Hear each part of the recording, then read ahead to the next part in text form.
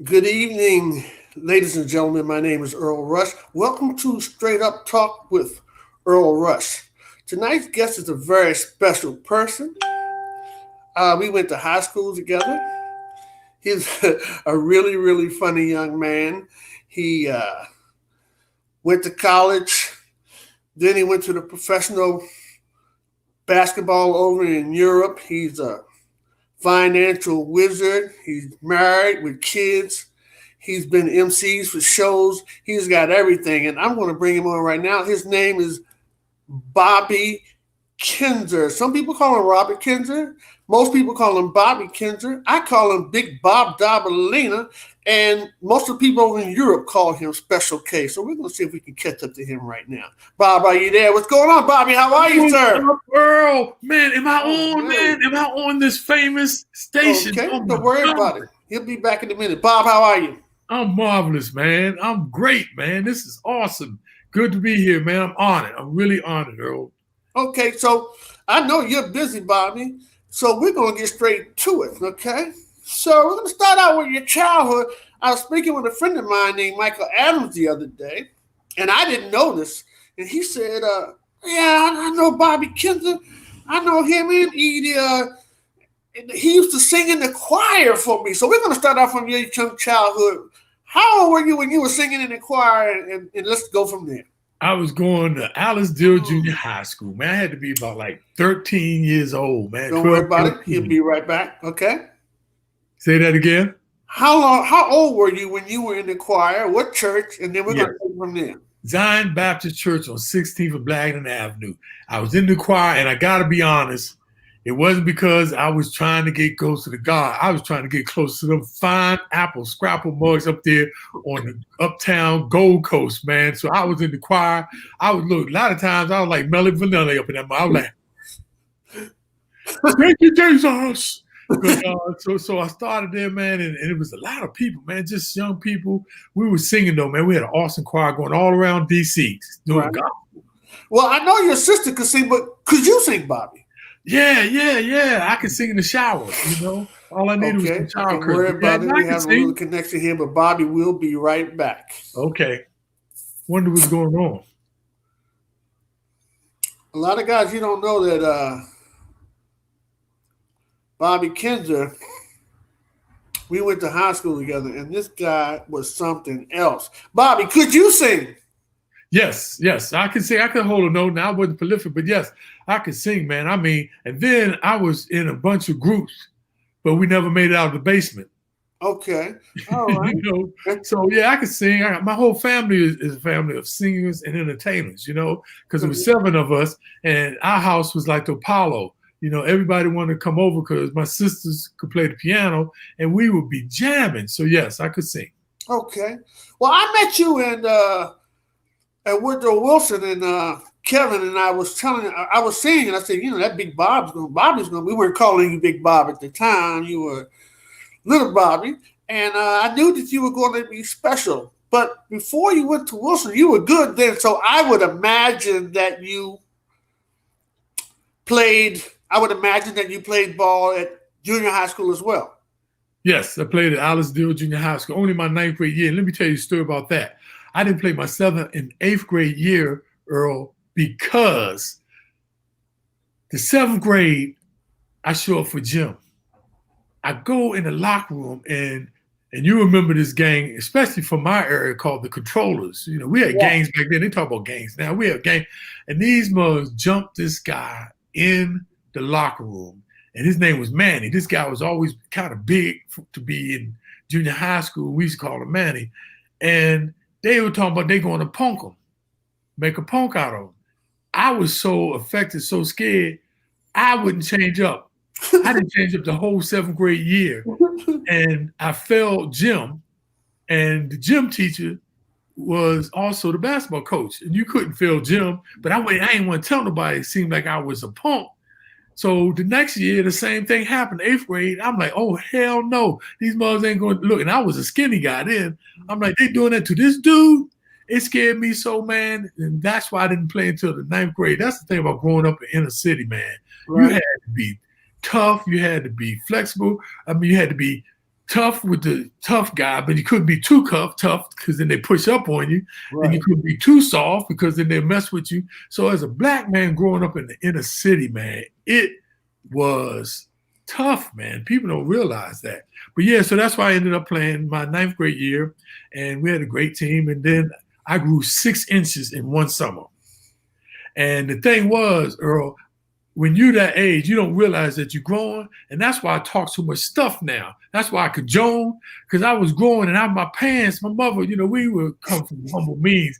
So my pants were going up like this, and them niggas would Joan on me every day. They were like, "Hey, Bob, if your shoes on fire, your pants would know." I mean, that's why I had to come back with Jones. They were like, "Hey, Bob," one guy said to me one day, "Hey, Bob, you got some sugar in your shoes." I thought he was calling me gay. I said, "Who are you talking about sugar in my shoes?" He said, "Yeah, put some sugar in your shoes so you can sweet talk your pants down." So look, the thing was, Earl, when you grew up, you had to have a comeback because then all the girls, they would look, you wouldn't get no play. So this was the thing. Everybody had a good roach joke, right? Right. I had this joke when the mug started joning about my high waters. I said, "Oh, man, don't worry about that mug. I went over his house to use the bathroom. It was a roach sitting on the toilet talking about wait your turn." You always have to have a good joke, man. You had the Joan coming up. So, yeah, so that's how I ended up playing ball in junior high. Grew 6 inches and went to Wilson. Okay. So let me ask you this. Was Darryl over there or had he gone over to Wilson? Darryl was at Lincoln Junior High down on Right. He was at Lincoln, right. And you know the story about that. He's a tough white guy. And then the story was they threw him out the window down at Lincoln, broke his arm, and that's how I ended up at Wilson. But look, let me tell you a little thing about playing for Wilson. It was some bad ballers. Remember Gene Robinson? Yeah. Andre Davis. And remember Wilson was coming off the year before I came there. No, 2 years before I came there. They had the longest losing streak in basketball in the country. Exactly. Look, John Wooden, the great famous UCLA coach, wrote a letter of sympathy to our coach, Don Fugel, man. And they were in the Sports Illustrated wrote about it. Uh-huh. And that's because they started integrating the school in 71. And then they had a better team. And then I came in 73. And my junior year, check this out. A lot of people don't know this history, Earl. Uh-huh. Who was the first team to ever play in the Capitol Center? And a lot of people say the Washington Bullets, but it wasn't. Capitol Classic? No, the Capitol Center, when it opened, the first day the Capitol Center in Landover, the place where the Washington Bullets played. Yeah. The first people to play was us. Wilson played the opening game before the Bullets game. We played the Seattle Supersonics. The first day this Capitol Center opened, Wilson played the Mather with Kenny Carr, Bill Langlo, and Kenny Roy. Wow. 1974. Look, man, they were up by 20 points by the time we even knew what was happening. They were used to playing in big arenas. Look, I was in trouble when we get there early and Morgan Wooten, right, the Hall of Fame high school coach from DeMatha, he's taking us around showing us the daggone Capitol Center like it's his home court. The construction guys were still bolting down chairs and getting some things straight. And then I was like, "How you doing, Coach Wooten? How you doing?" I'm like, "Man, we were fans." We played the man in the Capitol, first game ever in the Capitol Center before there was Seattle Supersonics. A lot of people don't know that little history. Mm-hmm. Did you know that Fugel was my coach at Bacchus? Yes. Yes, he coached Adrian Dantley, great Adrian Dantley, who played at Utah and Dallas, and where else Adrian played? Detroit. I played with Adrian Dantley in Bacchus in junior high school. Get out of here. Yeah. Was he as good then as he ended up being at the Mather? I knew he was going to be a beast. He was good. So tell me right quick about the other guy. Okay, this is the story, and clear the story up because you know these urban legends and stuff. The story was Morgan Wooten came to Bacchus to see Gene Robinson. Yes. But noticed Adrian Dantley. Yes, that's true. And how bad was Gene Robinson? Gene was one of the baddest of the bad. He just couldn't get the scholastic thing right. But as far as the physical tools, you know how good he was. Yeah, And because I played with my sophomore year. in my senior year, we had a pretty good team with Andre Davis and Gene and all them. Yeah. Rick Staten, Metro Leatherwood. Yeah. John Coomer. But look, the thing about Gene Robinson, that mother could go left and he can go right, but that mother couldn't go to school for a goddamn. He couldn't do anything, but it was good. So when I left, Bobby, did Wilson's teams, high school teams, get any better in your junior and senior year? We played in the the inner high championship against Easton, who had Tyrone Jones, Slim Joyner, Turk Tillman, Mike Oliver. They had a bad team. Actually, they were the number one team in the city. Okay. And we played them and we lost to them in the championship game against Easton. Then whoever won the inner high game and was runner up played at the Cofield House postseason against the first place team in the Catholic League. Yeah. And the team became second. So Easton played DeMatha and we played Mackin for third place, who had Donald Duck Williams, went to Notre Dame and was drafted to the pros. Never bad. Man, there was some bad ballers in DC in the 70s. Tell your story. I was playing against Duck Williams when he was going to McFarland.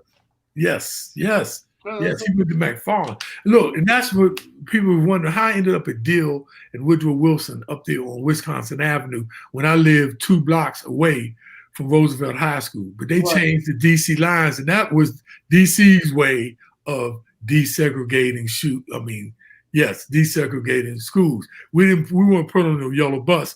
They just changed the school line and gave us school tickets, and we had to ride DC Transit. But Bobby, we used to have so much fun in high school back in the day. It was crazy, the parties we used to have. You remember when that guy got shot at the I was there. It was downstairs in the basement where you come out of the horseshoe.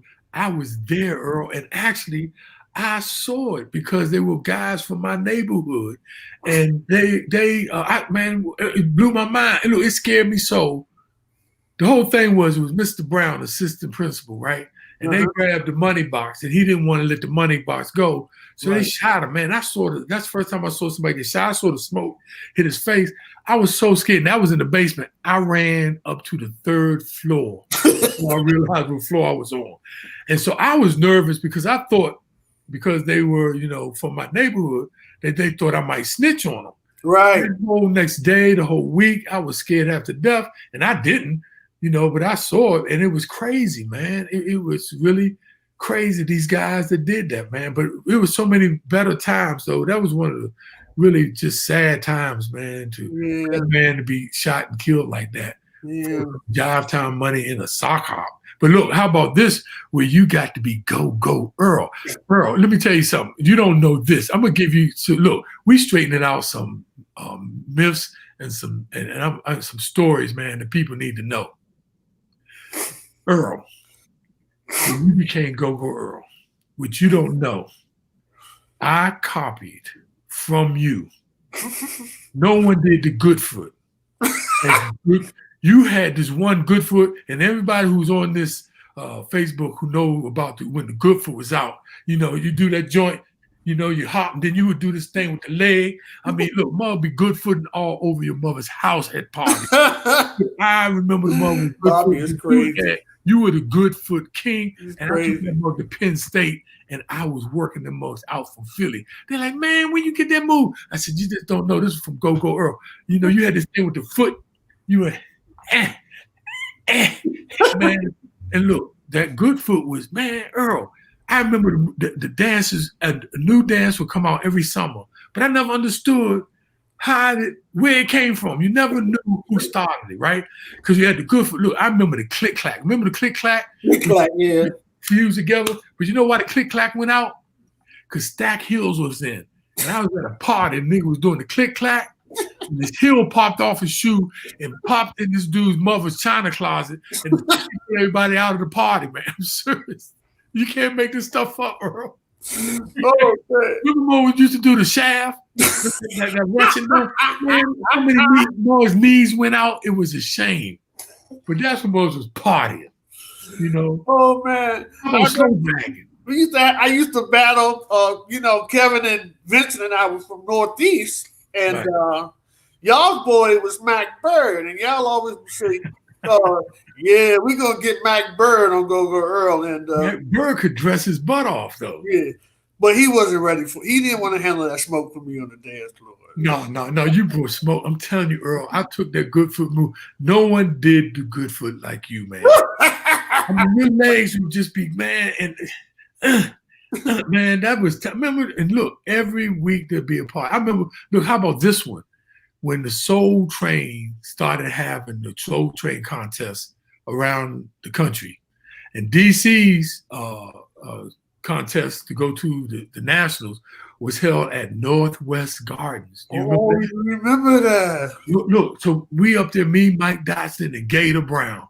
We up there on our bikes, right? Because we know it's hot, it's July, mugs are lined up all the way outside. And I'm standing there on my bike, man. This guy is walking. Now, this is July. He's walking down the street to the front of the club, and then he had a trench coat on. Now, nobody said it, but I thought something was strange. What did they do wearing a trench coat in the summer? And he pulls up to the guard, and this guard, if you remember the Dance of Norfolk guard, he was nasty, man. He was always mean to people and told people get out of line, wouldn't listen to people in. This guy pulled out a gun and shot this dude right in front of us. And everybody started running. Look, I was on a bike. I was so stupid. I dropped the bike and started running. And so I'm running like this, right, Earl? Right. And I look back. I think it's Gator. It's the guy.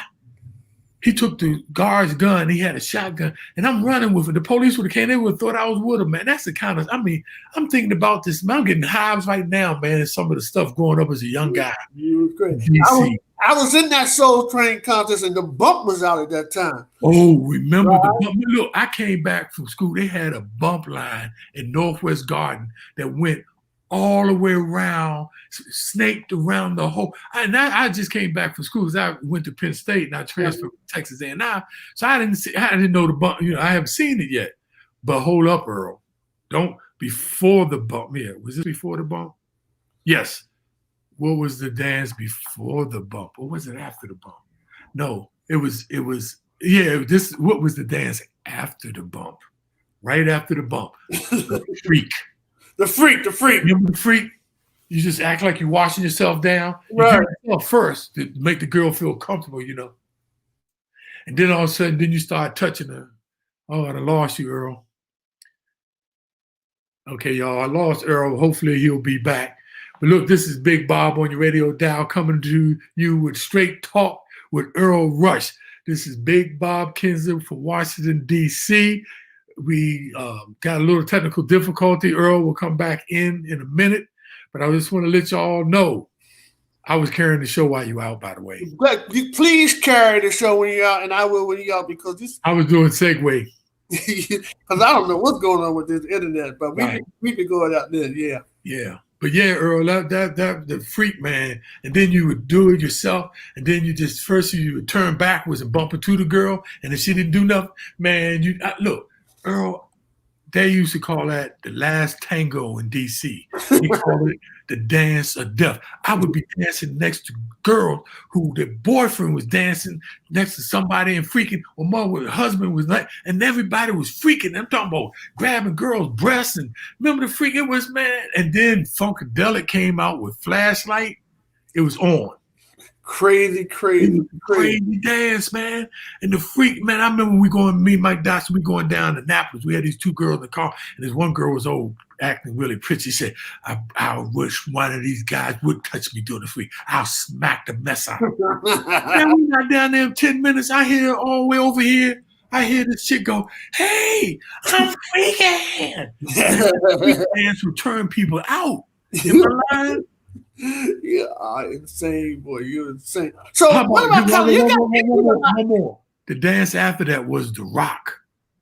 The rock. In Northwest Garden, they had a rock line all the way. And look, Mug go, tighten up, take it down, lean back, that rock, man, we had some dances in DC, Earl. We had good party times. I know. I wasn't a big rock fan, but I know people do it. It was. We did have some crazy, crazy times, man. Yeah.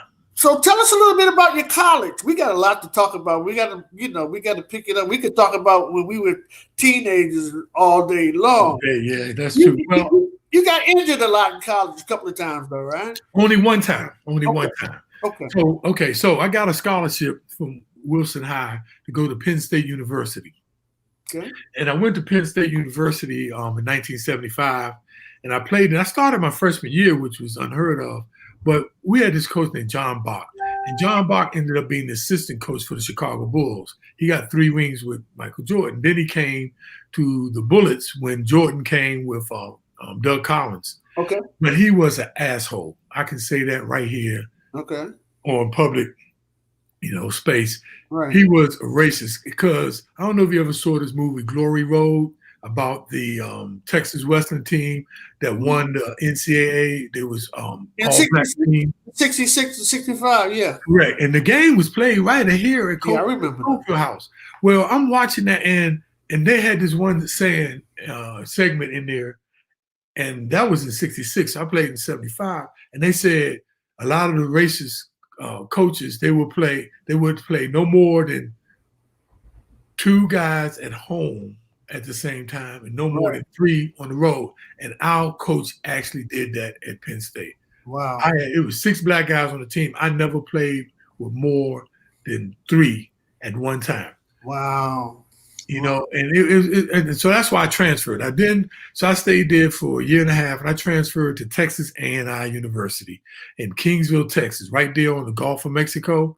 Man, it was palm trees, and man, it was fantastic. There, I was transferred with Eric Staten, who went to Paul and he went to St. Francis in Pennsylvania, but then he transferred the same time I did in 77, and we played at A&I. We both made all Lone Star Conference. Wow. Yeah. Then the next year, and actually, A&I, that's where Darryl Green was going at the time. The great cornerback for the Washington Redskins, right? But they had a football team that was like pro. That's where Gene Upshaw come from. I mean, they had so many pros that come out of A&I. And so that's where I played. But then I fractured my foot. That's the only injury my senior year, and I missed my whole senior year. Wow. So what happened, Earl, was I went to this free agent camp in Tulsa, Oklahoma, right? Mm-hmm. At the University of Tulsa. And there was this agent that was having a free agent camp, and they invited players from all over the country, right? That some got drafted and some weren't drafted. I wasn't drafted, but I played in this, and I played very well, and that's how I ended up picking an agent and then going to play in Europe. Mm-hmm. And the interesting thing was, check this out. People don't know this story, Earl. So the agent picks me up. This is in May, my last year in college. College is over. I missed I got myself rehabilitated, go to this camp, play well. Agent said, look, I'm going to send you to South America for June and July. And that's in August. That's their winter league. And then I'm going to send you in Europe. So I go and play in South America. And at that time, you won't remember this name, there was a guy from D.C. that went to Mackin, Weston, Fairmont High, named David Rivas. Yes. Yeah, he was big over there. Bad, 6'6". He had this crossover, it was like a rubber band, But anyway, he was in South America too at the time. So I went there, and so look, I come back because they sent me down there, and the agent told them I was 6'10". And through high school, I played point guard, I played the 2, I played the 3. I could play every position, but I wasn't no center. Right. And they sent me down there, so I stayed for a month, and they said, look, man, we really want a center. So they sent me back. I was feeling kind of bad. I get a call from the San Diego Clippers. That's who the Clippers were at the time, Earl. Right. And they were thinking about drafting me, right? So I'm like, so how did y'all hear about me? Check this out, Earl. They said, you remember the coach for University of Arkansas that won the NCAA championship named Nolan Richardson? Yeah, Nolan Richardson. That guy? Uh-huh. He was the coach at Tulsa, and the agent guy was his friend, and that's how he used the gym. He saw me play in that free agent camp and called Bob Weiss. He used to be assistant coach for the Bullets. He was assistant coach at the San Diego Clippers, and they told me they went off the recommendation from Nolan Richardson. I never met this man in my life, but he put a word in for me. So look, last part of the story, Earl, you got to hear this part. So he calls me and said, look, but we got to see you play. So we want to rent the South Gym at the University of Maryland. We're coming in town and want you to come. We're going to send you through some drills and so we can think about drafting you. So I go out there with my boy, Billy Brown. Billy Brown, right? To play football with you, running back, play point guard with me at Wilson. So Billy Brown takes me in his brown Cougar with the sunroof top and the half vinyl top, right? So we go out there, we play, and Bob Weiss goes, and I feel like a animal, horse. He had me jump, run. Then he said, look, you think your boy would mind playing, one-on-one with you so I could see you do some one-on-one? And I said, yeah, Earl. And you know how quick Billy Brown is. Quick as a cat.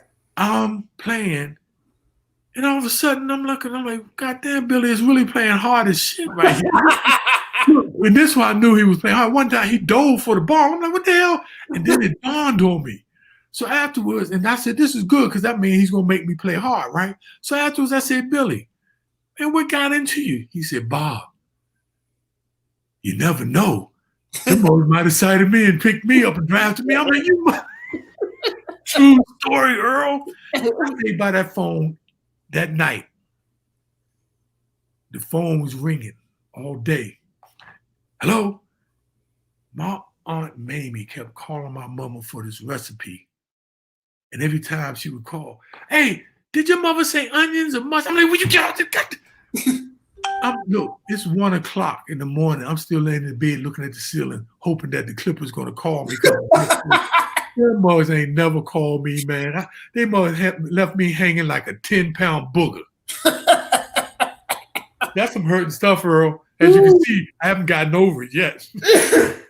Whoa, I'm glad I ain't around nobody with COVID. Sneezing. Yeah, I know. But yeah, Earl, so that's true story, man. So then I went over and played in London, outside of London, actually, Hempstead. I played 2 years there. And this is some weird stuff, Earl. I go out there and I'm rolling. I have 26 points, 8 rebounds, 8 assists, almost a triple-double. Wow.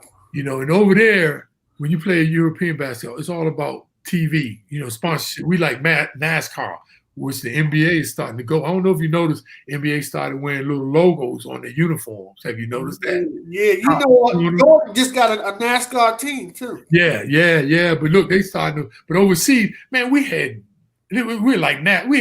advertising all on the uniforms, man. Mm-hmm. And so we were playing. So I'm thinking like, oh my God, this is great. And then every guy that played in Europe, his wish was to make it back to the NBA through European ball, but it didn't happen. So I'm thinking after that first year, I made all-star team. Mm-hmm. I was sportsman of the year. Mm-hmm. I had a commercial. That was actually filmed in Halifax. You know where the movie The Alien was? Right. This commercial was filmed there. So I'm thinking I'm the man. Forget NBA. I'm getting ready to take off in London. These mothers released me. And guess who they took, Earl? Who? In my place. Who? Joe Pace. Coppin State, Washington Bullets center. Right. Remember Joe Pace? Yeah, I remember Joe Pace. Bad mug. But Joe was a head case. The year before that, Earl, when I was playing, Joe was playing in Italy. And Italy was then the top league, big money, right? Right. But Joe got caught on a drug charge. But they were in the championships, and the Italian mothers don't play that. Right. They were taking Joe to the games in handcuffs, unhandcuff him. He was playing the game. They would handcuff him, take him back to the jail until the next game because it was a series that would play. That European ball was tough, Earl. They treated you like a piece of meat. You had no protection. Earl, I saw teams come over, all-star teams, remember JoJo Hunter played on this all-star team. Okay. Came out of DC. Billy Bryant, Joe Pace. It was like sponsored by the cigarette people. Anyway, they would go in Europe to try to get guys contracts to play. Right. Earl, this is how crazy European ball was. I saw a team that came, American team, playing the foreign team, right? The Uh-huh. first half. At halftime, the American guy who was playing on the American team the first half is now playing on the foreign team. They signed him right there, and he had to play the second half. I'm not lying. This is some crazy. People, man, and there's so many brothers that were playing in European ball. They get especially, let me just speak about DC. I know we're going all over the world with this, but we go all over the world. DC, Earl, had guys like Merlin Wilson that played at St. Anthony's. Merlin must have played in about 10 different countries. Wow. Lloyd Mays, I don't know if you remember him, came out of American University, went to Kentucky. Lloyd played in about 12 countries. He was a DJ in Luxembourg, Copenhagen. I mean, there's so many. Look, how about this one? Keith Heron that played for Mackin. Right. He went and played in Belgium and then came and played for the Detroit Pistons. Right. I mean, there's so many. There's guys that still over there, went to play in Ireland and stayed, met a woman and stayed, and they living in Ireland. And now they speaking with an Irish accent. Blarney Hardy. They see a black 6'9" mug talking with an Irish accent. But I'm serious, Earl, the European ball, and actually I'm writing a book now about that called The Other Side of the Hoop. Okay. Search of Fame, Fortune itself, man, because there's such a story that people don't know. I mean, look, Allen Iverson, and look, this boy just got banned from playing there. Ty Lawson, remember playing? Right, yeah. He just got banned. They just put him out of China for something he said about women or something. But it's so many ball players, man. Black dudes. I'm talking about they got 5,000, 10,000 people following them around in the country. But what happened is, Earl, some of them can't take the dichotomy of being a superstar in these countries, and they come back to their hometown like DC and walk down the street and don't nobody know them. A lot of guys struggle mentally, psychologically. That's a real high and a real low, and that's why so many of those guys came back and was on drugs or alcohol. Had many kids, and they couldn't have the kids. But a lot of them came back because these guys were stars in countries, man. I'm talking about thousands and thousands of people following these guys, man. It's an interesting story. I mean, I'm talking about from Amsterdam to Germany, to places, to weird places, man, like Wales, and man, oh my God, when we played in Amsterdam. I think my man Felix Yeoman played over there. Did he play in Europe, Felix Yeoman? I think Phyllis did. Yeah, Phyllis went to St. Anthony's in Georgetown. Yeah. That was wild, man. Because when we played Georgetown, I was at Penn State. I knew 3/4 of the team. They had Al Dutch from Carroll. They had Merlin Wilson. They had Gary Wilson. Do you remember Jonathan Smith with the big eyes? Bad dude. He was a bad dude. St. Anthony had a bad team. But in the 70s, there was so many bad teams. You had Bell that had Greg Carrington. Tibbs, Larry Thorpe, Webster, Monster Washington. You had McKinley Tech with Cricket Williams and Shirley Martin. I mean, and James Gorham. Yeah. I mean, serious team. Weston had Larry Wright, who played on the championship team with the Bullets. Yeah. You remember Barry Frazier from Woodson? Look, Barry Frazier, this before 3-point line. This is the first time I ever saw a mug shoot a jump shot and run back and get into the defensive stands before the ball go to the bottom of the net. Bang! This boy can shoot. Yeah. Stacey Robinson, Dunbar. I saw Stacey Robinson steal a ball from a guy at half court and ended up backwards, facing his back. He dribbled the rest of the way backwards and then turned around and shot the layup. Man, there was some bad dudes come out of DC, man. Bad dudes. But how about when we played in Lombard Classic against Dunbar, Baltimore with Skip, the Honey Dip Wise. Right. And Larry Gibson. Look, I was kind of intimidated because the year before he had 50 on Danley and them, right? So we playing this mug. I come to the game. I'm hearing about Skip. This mug has a canary yellow super fly suit where, the suit coat comes all the way down to your ankle. And Earl, he had canary yellow stacked heels matching the suit. And back then, if you had, stack heels, they were wooden at first. Right. You had yellow shoe, but the stack was even canary yellow. Yeah. And he had 2 chicks on his arm and a gold tooth and a feather in his hat. Right. And that mug looked like Goldie. I was like, he talking about, Big, give me my money. Big Baltimore Bama. He was Big Bama. Hot Bama. Hit the Bama with the hammer. Ooh. Ooh. Hey, you remember Brian Maggot?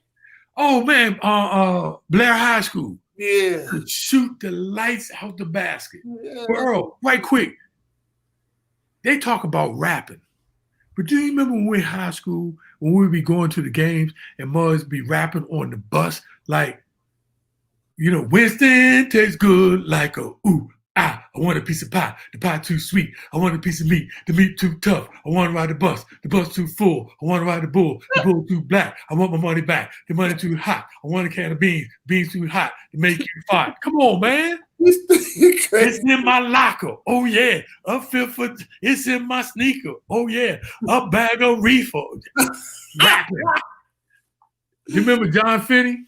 Yeah, John Finney turned out to be, they told me John Finney can hand dance like I don't know what. Have you seen him? He is the hand dance movie doovie, man. He spin your most soft shoe hand dance. And look, hand dance is on the 3, isn't it? Yeah, I'm not quite sure about it. It is. That's why I always struggle with the hand dance, because it's on the 3. It's 1, 2, 3 instead of 1, 2, 3, 4. But yeah, John Finney. But look, John Finney made one of the baddest rap songs, when we were in the game. Come on and dilly, walk, you and me can beat my. Okay, I ain't gonna go there. But anyway, that's what rapping. That's before rapping, Earl. Okay, so Bob, you come back to DC from Europe, but Yes. Before I go on, I got a spot I want to talk to you about. I want to hear some of your stories down at Upshur Playground. Ooh, Upshur Playground, one of the biggest dates in Upshur's time. Like Upshur Playground was right below Roosevelt High School, right? So Roosevelt had the Summer Pro League up there, right? So there's one time somebody told Moses Malone that we were balling down at Upshur Playground. Because remember, Upshur had one of the longest basketball courts in DC, not like Luzon. Remember Fort Stephen? Yeah, but that's where boys ball. That's so look, where everybody went. So here comes Moses Malone and Chris Patton. I don't know if you remember. Chris Patton was All-American. Maryland. Yeah, but he died of Marfan. So he never got to play. Yeah. Remember? He died that freshman year. Yeah. But he came down there with Moses Malone, and Moses had his boys, and we put together our Upshur Street team. Right. Gator Brown, no-neck Gator, who was 5'11", always told people he was 6'2", right, who could touch the top of the backboard. Mike Dotson, my brother-in-law Carl, me, and Harry Brockenberry. Oh, shit. Harry Brockenberry was the baddest mother to ever shoot the ball, Earl. And look, I never saw Harry in a pair of shorts until the Negro would play down Upshur Playground with double knit slacks with the Western pocket and a pair of hush puppies in July. Okay. And shoot the basket. I mean, shooting hooks from the corner. He went to DC Teachers. He's in the Hall of Fame for DC Teachers. Harry, the Brockenberry family had about 18 of them, but you couldn't fight nobody in their family. You had to fight about 18 mugs. And the girls were even tougher.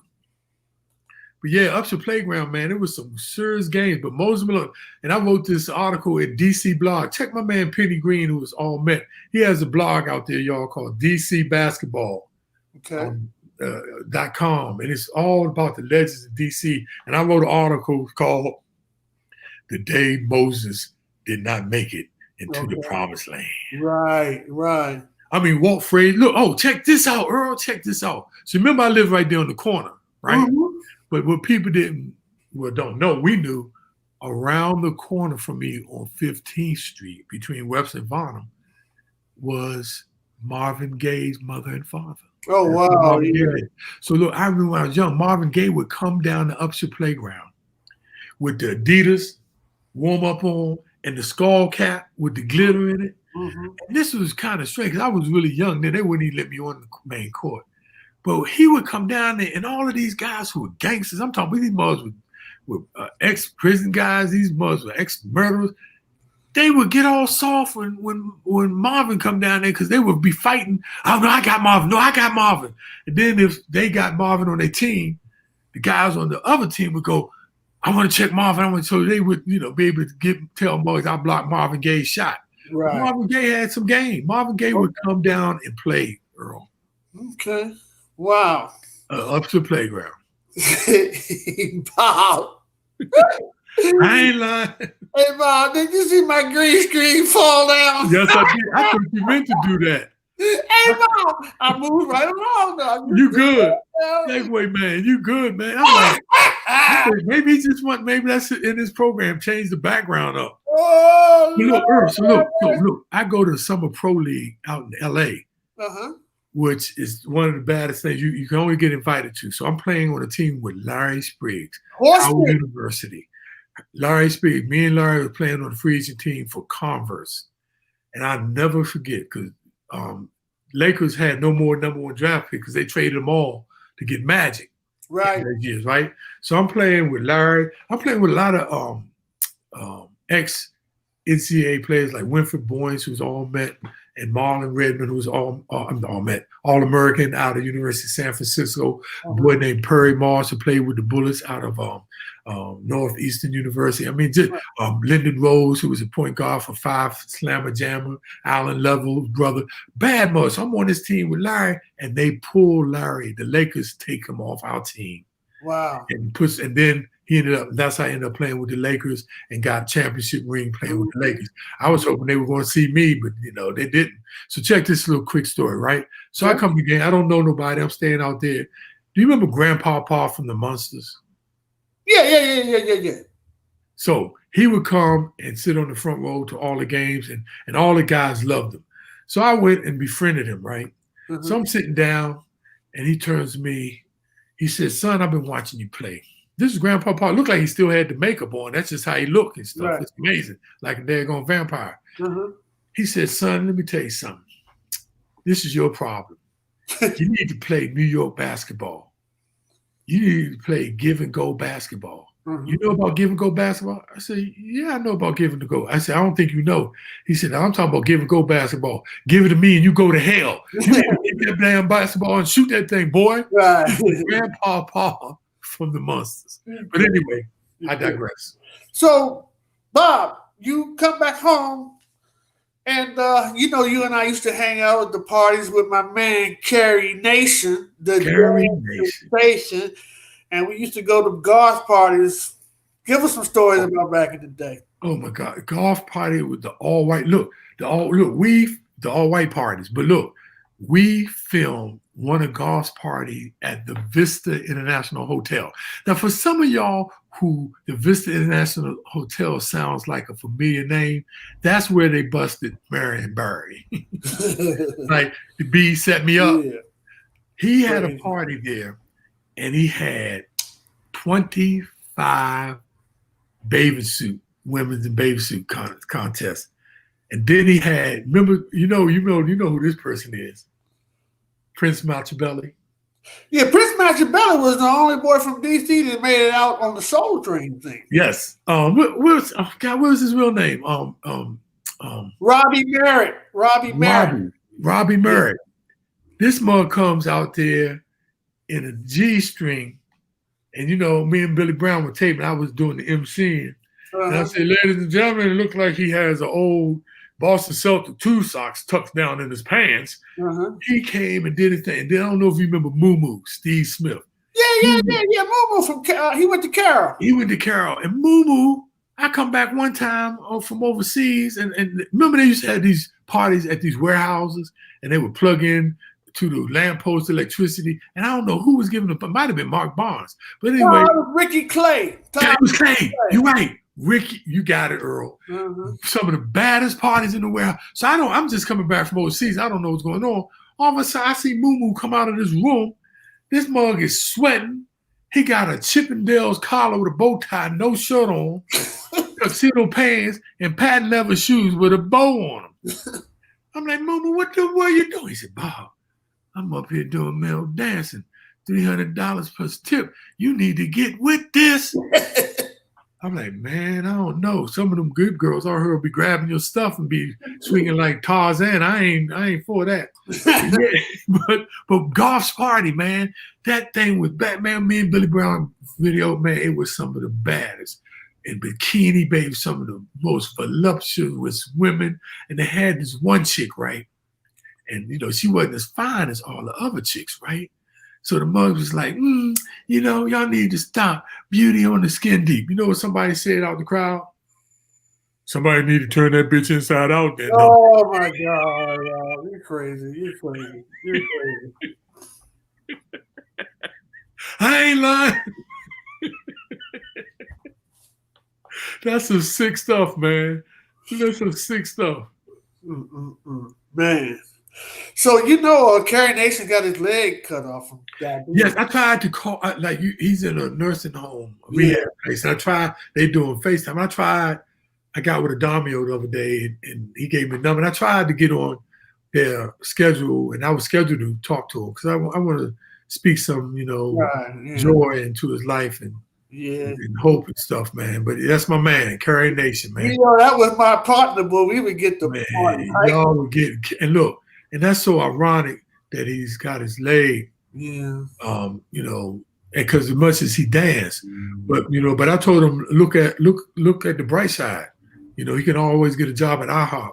Oh, see, come on, Bobby, come on. What? What you talking about? No, that's serious. What? What? I don't know.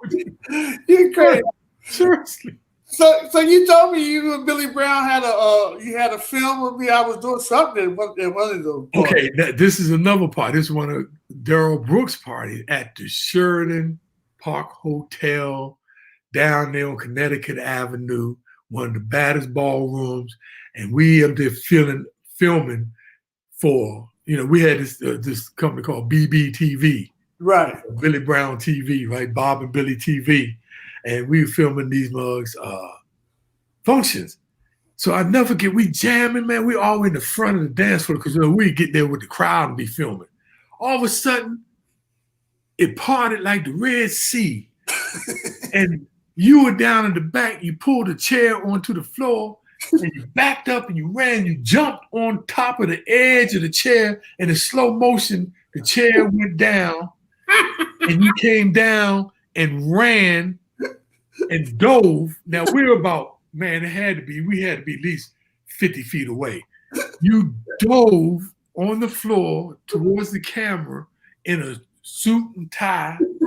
You slid at least 40 feet all the way up into the camera like this. And then got up, did a Michael Jackson spin. You must have spinned about 4 times on the dime. That's what we were doing at the parties, man. I mean, we were doing LA Cafe. You know, we were doing the Empress, Chicago's, Apple Tree. You know what I'm saying? Yeah. So look, Bobby, I never asked you this. Are you married? Do you have kids? I'm married, man. This would be my 20th year being married, despite all odds what people said. This is my 20th year being married. I have 3 kids. I have a daughter who's getting ready to be 17 the 29th. She's a senior year. People can't believe I'm at this age with a senior in high school. I have a daughter that went to Texas Tech and played basketball for Texas Tech in Houston, Texas. And I have a son that works at New York University. Wow. Named Scott. Okay, cool. And Tanisha and Melody. Beautiful. That God is good. That's all the time. So, Bob, we got a couple of more things I got to cover. How did you start emceeing for the shows? How did that start? I tell people you're a comedian, but are you correcting me? You're an MC, but you're funny as crap to me. So I'm just an MC to have to be funny. I do all my segue jokes, you know. But look, to be a comedian, to me, in all the entertainment, no, there's only one thing in entertainment that is greater than and harder than comedy. Comedy is number two. Number one is boxing. Right. Anytime the mug's concept, the goal is to knock a mug out. Right. That's a tough business. But comedy's up there, man, because it's hard, because everybody's different, you know. And that's why I would never, I tried doing comedy one time. Earl Mug paid me, right? Right. Paid me $300 out at the LaFontainebleau. It was the DC caterers, right? So I'm thinking, because I've been emceeing, so I'm thinking, man, I got people laughing. So I'm saying, okay, I'm gonna do this comedy thing. So I go out there, man. It's the DC caterers, it's like a 100-year company. So I'm up there, you know, trying, man. They had me. The worst thing I've learned: you cannot do comedy when people are eating. Right. Especially they were eating with fine china, silverware, and crystal plates, and they were ting ting ting ting ting ting ting, and I'm trying to hit punchlines, and this old guy, one of the old caterers, he comes up to me on stage with a napkin, trying to put it over my head, and I'm like, what the hell is this doing? He's like, you dead. You dead. Oh my God. So I'm like, I'm dying up here, right? I'm trying to tell, but it was an old lady in the front row who was just dying, you know, because in a hall, and this is what I learned, in a hall that holds over 1,000 people, if it's not a good acoustics, your voice will go and disappear by the time it got in the back. So people wasn't getting my jokes. They couldn't hear it, right? But the old lady was laughing like a mug. So I thought I had somebody on my side, right? And they were like just joking me, man. And I'm like, man, let me get off here, but I wanted to get my money. Right. So the old lady comes up and said, let me get the mic. Come on, y'all. Come on, y'all. Let's cheer for Big Bob. Hooray, hooray for Big Bob, daddy last. I'm like, yeah, because Big Bob is a horse's ass. And these mugs fall out laughing. So that was my last chance of comedy. So I do it doing shows. So, but what made you go up to Remington or wherever you started? What made you say, hey, let me see the show? That was it. TJ Remington. Bad club at the time, baby, in the 90s. You know, that was happening. Manuel Belly was the manager, who, you know, the person, not just the manager who was running everything. This is how I started. My brother-in-law, David Melton, works right there at Silver Spring at Men's Warehouse. He said, Bob, these mothers want to do an open mic. And once you come up and, you know, do it, you can do it. I'm like, well, I ain't never did no open mic. And we had this one-man band, Ron Worthy, man. Ron Worthy could play and program all kinds of music. Right. And then I had Edie, my sister, who could sing. So I had my backup, you know what I mean?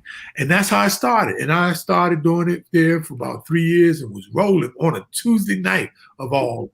Then I went from there and started, and I was simultaneously doing Wednesday night and Fridays down at Mr. Henry's. And so I started polishing my stuff up there because Miko would let me come down and join her band to do the open mic down there. And then I started doing it at Reggie's Cafe, which became, the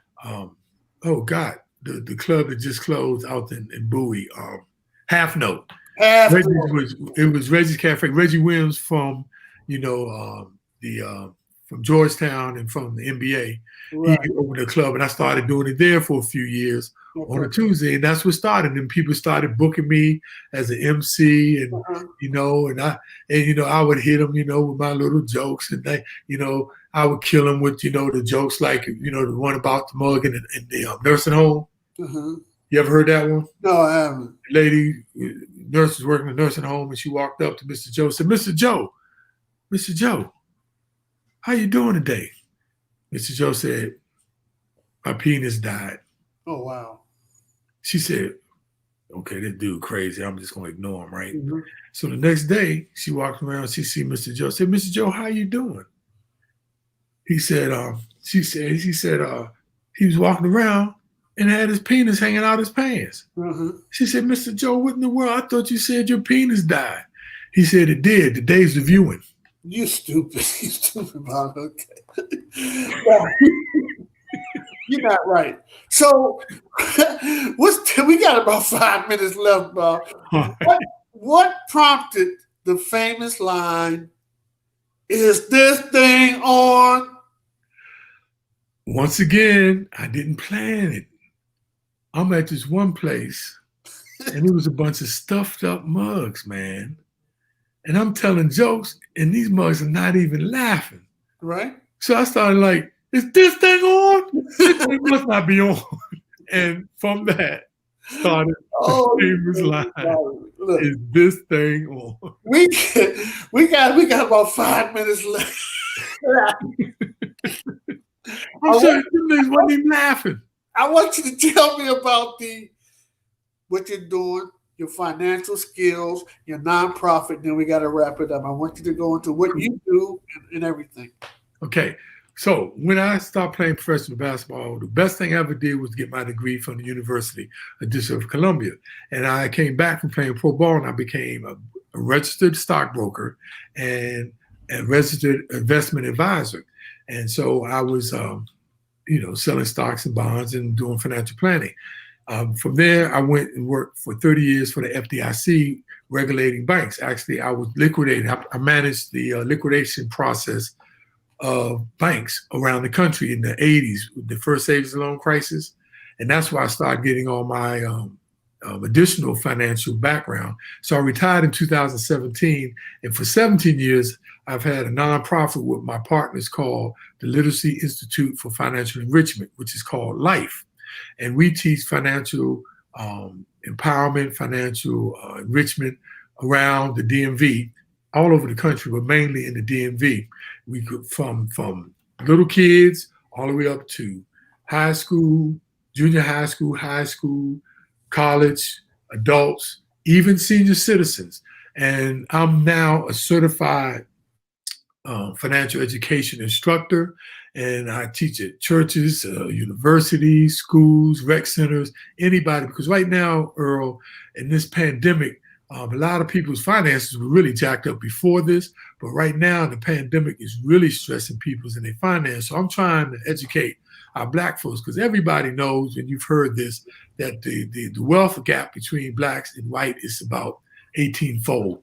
And we need to continue to talk about equality, but in addition to equality, we need to talk about equality and equity. That's one thing we don't have, an equity share in assets. We load up on liabilities, high credit card debt, cars which has no value, and most people's home, Black people's home, is their majority investment. And we need to learn how to diversify and, and build generational wealth, not just for us to be able to pass it on to our kids and our kids' kids. So that's what I'm doing now. I'm trying to teach and educate people about how to manage their finance. Earl, there's 3 reasons why people mess up with their finance. 1, they fail to plan. 2, they have lack of information. And 3, which is the big one, misinformation. That's that normally it's the family members, friends that give you bad information. Everybody has one of those uncles at the cookhouse always telling you to get rich quick schemes, and they broke. Right. So I'm trying to, really educate our people so we can have not just equality, that is important, but we need equity. And that's one thing they'll listen to. Okay. We start getting assets and be having the power of purchasing power real purchasing power, then we can have a seat at the table. I got you. That sounds. Do you have a website or? Yes. Okay, that is. It's called financialenrichment.org. All one word, financialenrichment.org. You can see all the things we're doing. You can request for us to do. We're doing more Zoom presentations now because of the pandemic. But we once it goes, we do workshops, and we're doing them now online. And this information can be disseminated through electronics. So that's the beautiful thing about it. Beautiful. Bob, thank you so much. I enjoyed the stories. I enjoyed us going back in the past. I found out something new about you, to learn some things about you. I didn't even know you were married and you had kids. So it's all good. I appreciate you for coming out today. We're going to bring you back on Real Fellas Talk Sports because you did a bang-up job on that. I just want to ask you one more question because we got to go. Who's winning it all in the NBA? It's a tough one because there's no just outright out dominating team, and the Clippers showed you that. But I'm gonna go with the Lakers. I'm gonna go with because I'm a LeBron fan, and I think they got enough to pull it off. Yeah. Right. Is Billy Brown still alive, Bobby? Yes, he is. They're down the street from me. Man, tell Billy Brown. That used to be my boy. That's my Eight Spoons Coos, man. He's my apple crapple. He used to hang over at North Michigan Park with us a lot. A lot. Yes, he did. Billy Brown. Look, I remember we were playing down in the cafeteria, AC Doocy. I don't know if you remember that card game. That was big. And one time the pot got so big and somebody yelled, "Darryl!" Everybody looked like this and looked back, and the money was gone. And for years, nobody knew who took that money. But I know who took that money. You funny. Love you, Earl, man. Thank you so much. It's an honor to be able to share some of my joy, my city, my growing up. You one of the best friends, man, I ever had, man. I love you. Thank you, Bobby. All right, brother. Take care. Thank you, Bobby. Peace. All right.